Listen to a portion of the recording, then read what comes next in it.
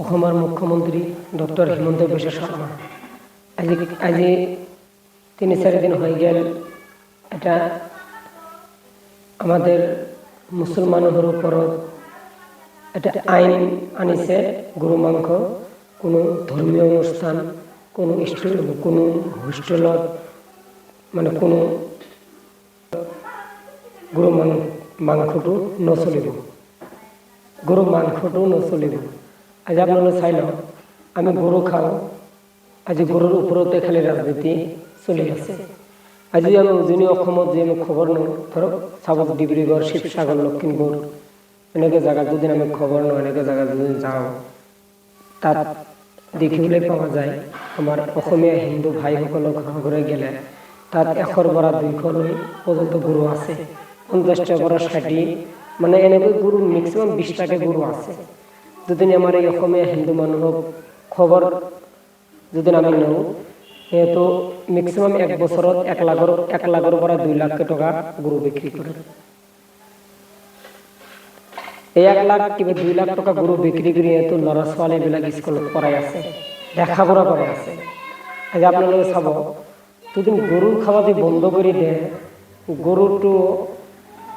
মানে অসমৰ যিকোনো মানুহৰ ঘৰত গৰু আছে আপনি কুলিৰ ঘৰতো যায় কুলিৰ ঘৰতো গৰু পাব যদি গৰু খাওয়াটো বন্ধ কৰি দিয়ে তেতিয়াহ'লে গৰুটো কোনে পালিব কি কৰিব গৰু দি সাপোজ এটা কথা উদাহৰণস্বৰূপ এই আমি যে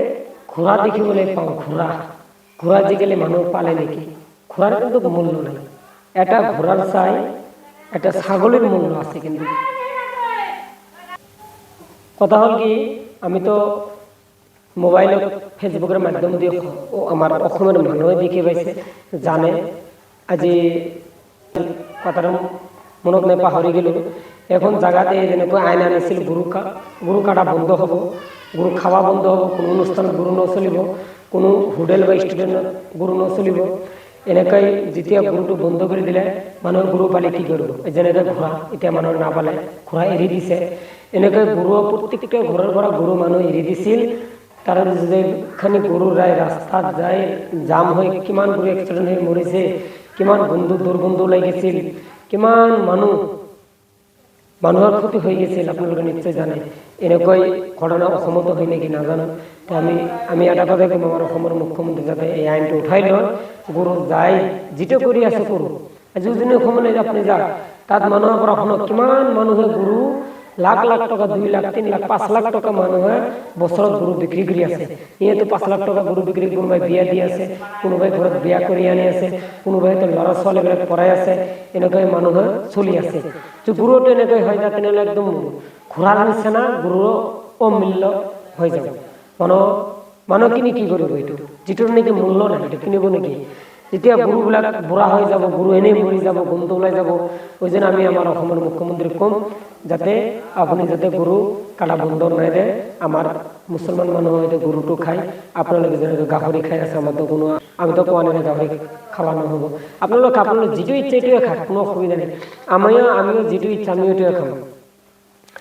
আজি বন্ধ কৰিব লাগে আজি মদ খাই কিমান গাড়ী এক্সিডেন্ট হৈ আছে কিমান ডাম্বাৰ বিলাক এক্সিডেন্ট হৈছে কিমান স্কুলৰ মাষ্টৰ বিলাক মৰি আছে ল'ৰা ছোৱালী স্কুল যাব নোৱাৰে ডাম্বাৰ এনেকৈ স্কুলৰ ডাম্বাৰ আহে ডাম্বাৰত খুন্দা দিয়ে ল'ৰা ছোৱালী বিলাক মৰি আছে মদ খাই গাড়ী চলাই কিমান ক্ষতি হৈ আছে কিমান মানুহ মৰি আছে কিমান মানুহ ছাগলী ৰাজপথত ওলাব নোৱাৰে মৰি যায়